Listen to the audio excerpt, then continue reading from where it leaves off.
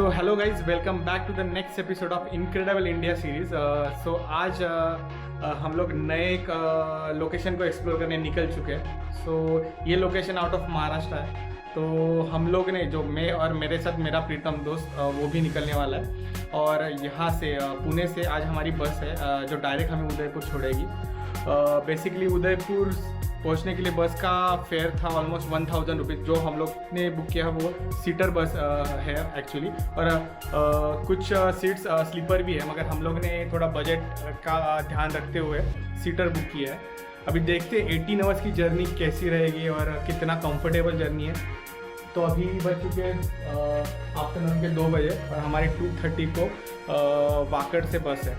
सो चलिए गाइज यहाँ से निकलते हैं और जल्दी से जल्दी हमारे स्टॉप पे पहुँचेंगे और वहाँ से हमारी जर्नी स्टार्ट करेंगे। बेसिकली मैंने जो ट्रैवल्स बुक की है उसका नाम है फाल्कन ट्रैवल्स है वो, और काफ़ी मैंने अच्छे रिव्यूज़ सुने उसके बारे में।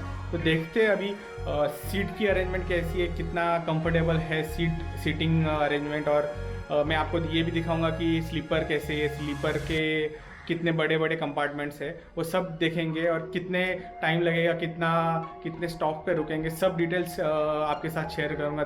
तो वीडियो एंड तक देखते रहिए और हमारे उदयपुर की सीरीज़ पूरी देखिए, क्योंकि काफ़ी अमेजिंग और अनएक्सप्लोर्ड लोकेशंस में एक्सप्लोर करने वाला हूँ। तो चलिए गाइस। ये किधर? उदयपुर। ये चला।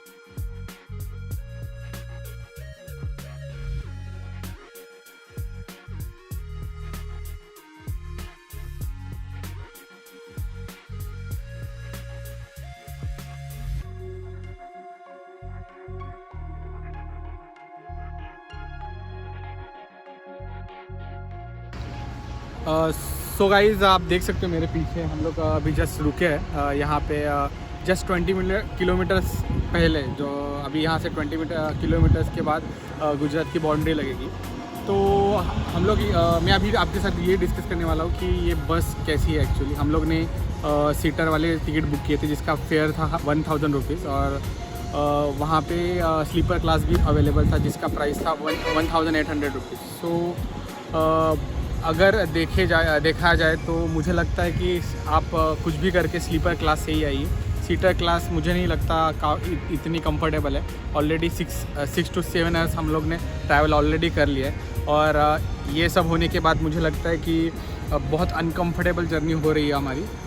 मुझे लगता है आप स्लीपर क्लास ही प्रीफर कीजिए। थोड़ा कॉस्ट ज़्यादा है, मगर 18 आवर्स की उदयपुर की जर्नी है जो इतनी छोटी नहीं है। तो मैं यही रिकमेंड करूँगा कुछ भी करके स्लीपर क्लास से ही उदयपुर की जर्नी आपकी कंप्लीट कीजिए।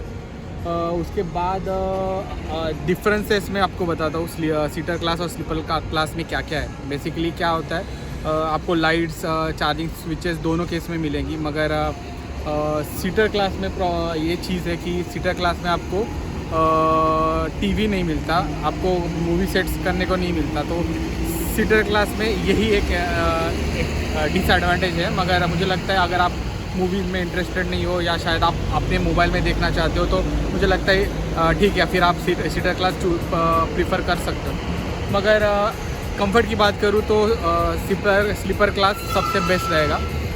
उसके अलावा मुझे लगता है स्लीपर क्लास की स्पेस के बारे में मैं बात करूँ तो मुझे लगता है आराम से 2 लोग से ज़्यादा 3 लोग भी आराम से सो सकते हैं उस एरिया में, इतना जगह रहता है। मगर सीटर में बहुत कंजेस्टेड लगता है, आपको बैग रखने के लिए सेपरेट जगह नहीं होती। स्लीपर क्लास में आपको पैर के नीचे आप यहाँ वहाँ अपनी बैग से रख सकते हो। तो ये भी एक प्रॉब्लम था सीटर क्लास में हम लोग को फेस किया। उसके बाद अभी तक की जर्नी तो हमारी मतलब टाइम पे हो रही है, शेड्यूल मतलब बस ऑन टाइम है, तो किधर भी डिले नहीं हुई अब तक। तो देखते हैं अभी रात को कितने सुबह 9 बजे शायद हम लोग उदयपुर पहुंचने वाले हैं, मगर देखते हैं अभी क्या टाइम रहेगा, कितने बजे हम लोग वहाँ पहुँचेंगे। फिर मैं आपको एंड में बताता हूँ कि टाइम के मामले में ये बस कितनी परफेक्ट थी।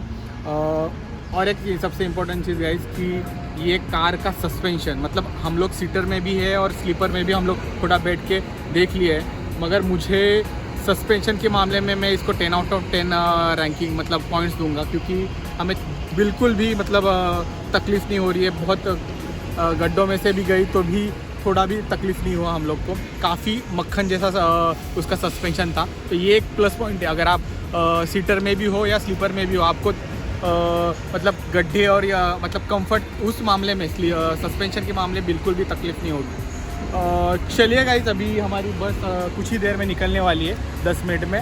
फिर हम लोग मैं अभी नेक्स्ट आपसे बात करूंगा उदयपुर पहुंचने के बाद, तो तभी हम लोग बात करेंगे कि एग्जैक्ट टाइम के मामले में कितना डिले हुआ या ऑन टाइम था या नहीं। चलिए। हाँ भाई, तो गाइस फाइनली हम लोग उदयपुर पहुंच चुके हैं और हमारी बस एग्जैक्ट ऑन टाइम थी। थोड़ा भी डिले नहीं हुआ।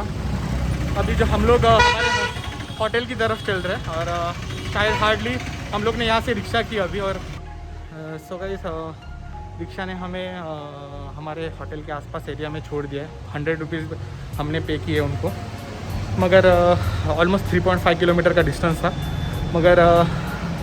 मगर अभी हम लोग चल के थोड़ा 250 किलोमीटर डिस्टेंस है यहाँ से हमारे होटल का, तो हम लोग चल रहे हैं अभी। चलिए वहाँ पे होटल पे पहुँचते और चेक इन करते। चलिए।